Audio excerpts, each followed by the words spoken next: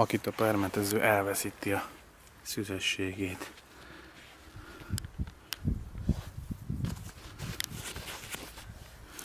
Arra itt egy kézigáz, egy on-off gyújtás kapcsoló, 3 állásba kapcsolható a szivattyúja, illetve 4 van egy indítás és 3 szivattyú üzemmód. Motora jól ismert mini 4 ütemű. Meg lehet pumpálni a primer pumpáját.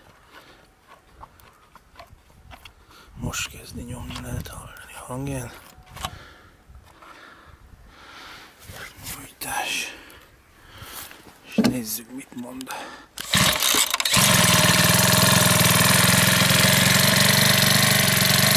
Így indul egy japán motor. Most volt feltöltve először üzemanyaggal.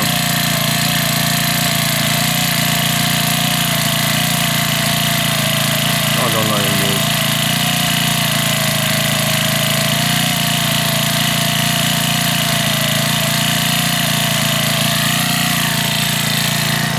Gyárilag egy ilyen kell szólócsal játszik.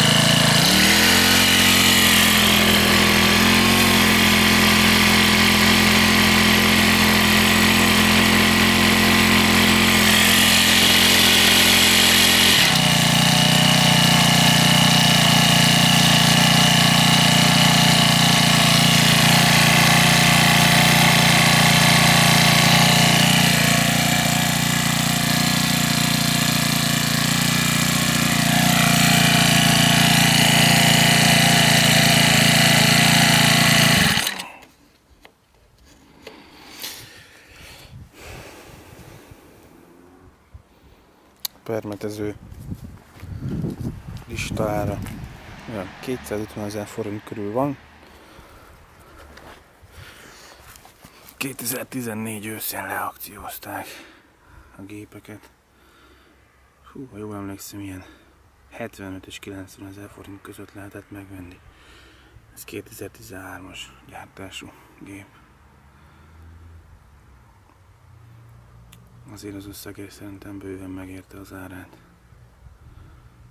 Nem bukik rajta az ember.